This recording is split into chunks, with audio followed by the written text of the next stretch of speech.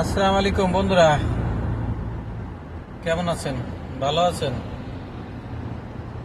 একটা গল্প শোনাই। গল্পটা হলো যে বাংলাদেশ আর সৌদি আরবে ডিফারেন্সটা কি। বাংলাদেশে সরকারি হাসপাতালে গেলে প্রতারণার শিকার হইতে হয় এবং যে বেডরুম, এই রুমগুলো প্রচণ্ড নোংরা, স্যাপ ফেলানো, সিপ ফেলানো। এরপরে ঘুষখোরের তো অভাব নাই, চিকিৎসা তো হয়ই না। সেই তুলনায় আমি গতকালকে এক হাসপাতালে গেছি, তো ওইখানে আমার কিছু সমস্যা ধরা পড়ছে। ধরা পড়লে ও বলতেছে তোরে আর এক হাসপাতালে ট্রান্সফার করবো। আমি আমার কাজ আছে। কয় তোর কাজ গেল, তুই যদি মরে যাস তাই তোর কাজ করবি কিনা? আমি তো মরবো কে? কয় তোর রোগ হয়েছে, তুই ডাক্তারের কাছে যাবি না কে? তা আমি কই দেখ, ডাক্তারের কাছে যাবো, তোর এই যে এই অ্যাপার্টমেন্ট দিয়ে লাগে, ওই অ্যাপার্টমেন্ট ঝামেলার ভিতরে ভালো লাগে। তুই ওষুধ দিয়ে আমারে খাইলে ঠিক হয়ে যাবে। কয় না, তোর চেক আপ করার লাগবে। তা আমি কই দে, তুই যদি অ্যাপার্টমেন্ট দিয়ে নিয়ে দেস তাহলে দে। পরে দেন কত ভালো, সে একজন ডাক্তার আমার আর এক হাসপাতালে অ্যাপয়েন্টমেন্ট করাই দিল। কোনো টাকা পয়সা, কোনো রিকোয়েস্ট কিচ্ছু লাগলো না। এটা তাদের দায়িত্বের মধ্যে পড়ে, রোগীর সেবা করা, সরকারি হাসপাতাল। পরে ওই দিল ট্রান্সফার করাইয়া গেলাম। তারপরের দিন ওনে যাওয়ার পরে আমারে এক্সি টেক্সি করলো। করার পরে কয় তুই অনেক আগে ব্যথা পাইছস, তোর ব্যথায় সমস্যা হয়েছে, তো এর চেয়ে বড় হাসপাতালে তোর পাঠাবো, তো যাওয়া লাগবে। আমি দেখ, আমার কাম আছে, এত হাসপাতালে ট্রান্সফার করিস না। আমার বাসার কাছে দিল তোর কাছে, আবার তুই দেশের আর এক হাসপাতালে। কয় তোর সমস্যা কি? আমাকে আমার সমস্যা কি? আমার ডিউটি আছে না, আমি একজন চাকরি করি না। কয় করস, তার কাছে তুই কবি যে তুই অসুস্থ, জানে না? তুই কবিলে জানেন না যে অসুস্থ তুই? আমাকে হওয়া জানি। কয় তোর সমস্যা কি? রোগ হয়েছে, তোর চিকিৎসা করবি না? করবো। কয়টা এই যে অমুক হাসপাতালে যাবি কালকে।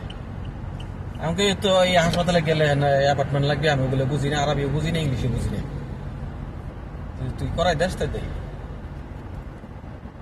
কয় সত্যি তুই বুঝিস না? ওকে না। কয় ও আল্লাহ, আমাকে ও আল্লাহ।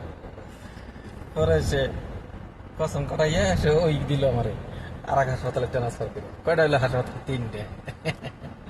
তিনটা হাসপাতাল ট্রান্সফার হইলাম, 3 নম্বর হাসপাতালে।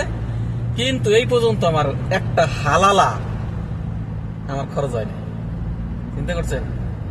ওই হাসপাতালে গেলাম, 3 নম্বর হাসপাতালে যাওয়ার পরে 2 নম্বর হাসপাতালে চেক আপ করছে একটা, 3 নম্বর হাসপাতালে যাওয়ার পরে চেক আপ করছে তিনটা টেস্ট করার পরে আমার ওষুধ দিল। প্রথম হাসপাতালে ওষুধ দিল না, এমনি সামান্য ব্যথার ওষুধ দিছে, ট্রান্সফার করাই দিল।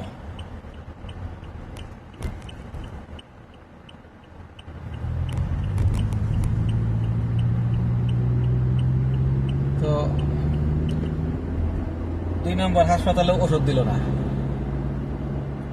ট্রান্সফার করাই দিল। 3 নম্বর হাসপাতালে ভালো করে চেক আপ করে দেখে দেখে ডাক্তারে, এরপরে আমার ওষুধ দিল 1 মাসের।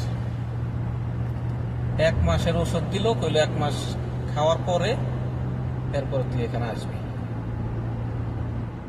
তা আমি বললাম তো আমার সমস্যা কি? কয় তোর সমস্যা হইলো হাড্ডির থেকে ব্যথা আছে। কয় তোর রোগের থেকে ব্যথা আছে। তা আমি বললাম যে আমার জিজ্ঞেস করলো তুই ব্যথা পাইলি কেমনি? তা আমি বললাম যে এই ব্যথা পাইছিল আমি বাড়ি দুবার যাই আচার খাইছিলাম। তো কতদিন আগে? আমাকে 1 বছর হয়ে গেছে। এতদিন আসিস নাই কে? কাজের চাপ, মক্কা মদিনা সফর করে ম্যাডাম, তা আমি কেমন আসবো? এই জন্য আসতে পারি। কয় না, এরকম করবি না, এরকম করলে তোর বেশি সমস্যা হবে। আমি তো আচ্ছা ঠিক আছে। কারণ আমি গেলাম যে তুই যে আমার 1 মাস পরে আসবা তুই 1 মাস পরে অ্যাপার্টমেন্ট ছাড়া তো আমি আসা পারবো না। কয় তুই অ্যাপার্টমেন্ট দিবি তারপরে আসবি। আমি কি দেখ আমি আরবিও জানি না, ইংরেজিও বুঝি না। হয়তো এই হাসপাতালে কেমনে গেলে আমি সব ডাক্তারই করাই দিছি।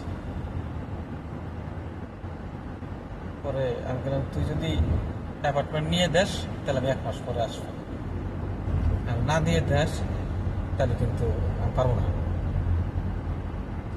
তুই মানুষ ভালো, কিন্তু তুই এই যে পারস না বা পারবি না এটা আমার বিশ্বাস হয় না। আমাকে দেখ তুই বিশ্বাস কর, আমি তোকে বুঝি না।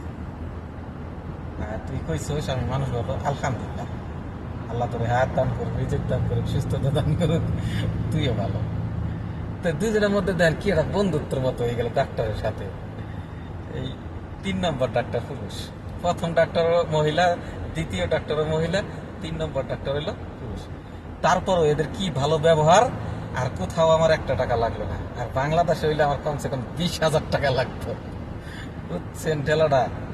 তো আলহামদুলিল্লাহ সৌদি আরবে ট্রিটমেন্ট খুব ভালো, আলহামদুলিল্লাহ আলহামদুলিল্লাহ।